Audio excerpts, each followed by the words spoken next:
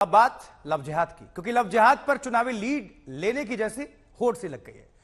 गुजरात चुनाव में प्रचार के दौरान असम के मुख्यमंत्री हिमंता बिस्वा शर्मा ने श्रद्धा मर्डर केस को लव जिहाद से जोड़ा, तो अब असम के एक और नेता बदरुद्दीन अजमल ने लव जिहाद पर हिंदुओं को चोट पहुंचाने वाला बयान दिया है। अजमल ने जो कुछ भी कहा उसे भड़काने उकसाने वाला बयान ही माना जाएगा, कहा जाएगा।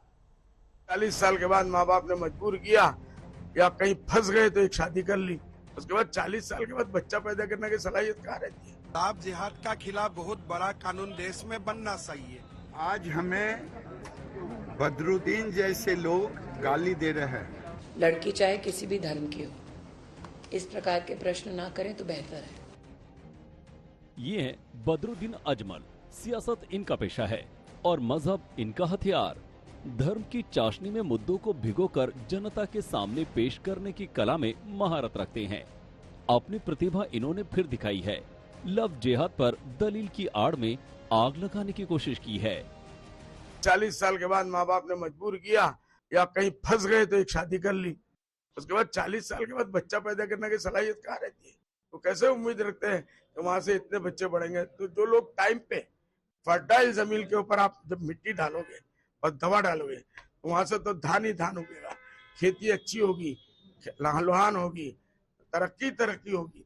तो उनको भी अपनाना चाहिए मुसलमानों के इस फॉर्मूले को कि अपने बच्चों को, जवानों को 20-22 साल में शादियां कराओ, लड़कियों को 18-20 साल की उम्र में शादियां कराओ, फिर देखो आपके यहाँ भी कितने बच्चे पैदा होते हैं। लेकिन 2 नंबर ही धंधा मत करो। बदरुद्दीन अजमल की भाषा, शब्दों का इनका चयन ये बताने के लिए काफी है कि उनका इरादा क्या है। इनकी निगाह में महिलाएं जमीन है, रिश्ते खेती किसानी है, बच्चे बच्चियां बीज और फसलें हैं। सही है, क्योंकि ऐसे बयानों से बदरुद्दीन सियासी फसल काटने की कोशिश ही तो कर रहे हैं। वो लोग 40 साल से पहले 1, 2, 3 इलीगल बीवियां रखते हैं, वहां बच्चे होने नहीं देते, उनका खर्चा वो बजाते हैं, मजा उड़ाते हैं। उसके बाद 40 साल के बाद माँ बाप ने मजबूर किया कि आप कहीं फंस गए तो एक शादी कर ली, तरक्की होगी। तो उनको भी अपनाना चाहिए मुसलमानों के इस फॉर्मूले को, लड़कियों को 18-20 साल की उम्र में शादियां कराओ। बदरुद्दीन अजमल असम में मुसलमानों के अगवा बनने की ताक में हैं।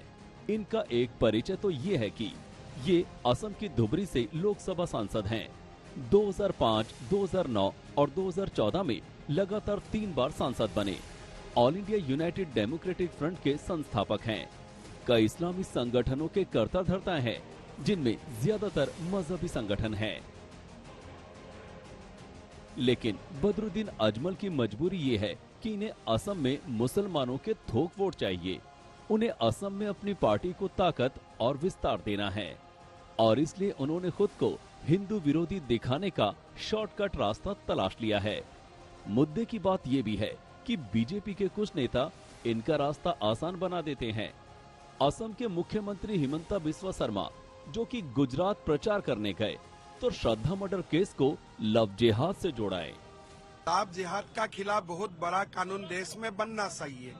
तो ये आफ्टर श्रद्धा का जो कांड हुआ, इस कांड से ये दोबारा प्रूव हुआ है कि देश को लव जिहाद का खिलाफ बहुत कड़ा कानून का जरूरत है। पर आपको क्यों लगता है ये तो एक क्राइम का केस है, ये कम्युनल केस कैसे हो गया? आपका डिस्ट्रिक्ट में क्राइम है, मेरा डिस्ट्रिक्ट में लव जिहाद है।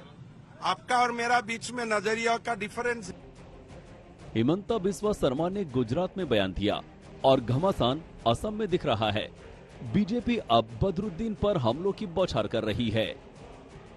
इस प्रकार से मुझे ये टिप्पणी अजमल साहब की उचित नहीं लगती।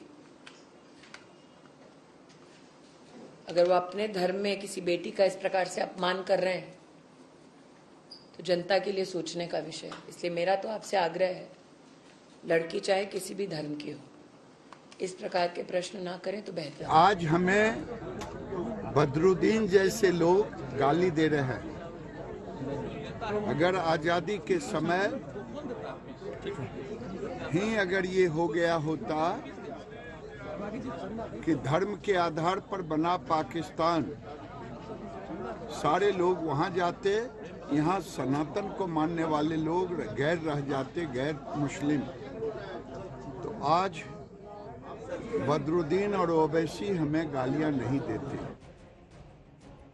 पहले मुख्यमंत्री बोले, अब असम के सांसद ने बोला है, लेकिन इन बोलियों से बवंडर का असर पूरब के असम में नहीं, पश्चिम के गुजरात में होना है।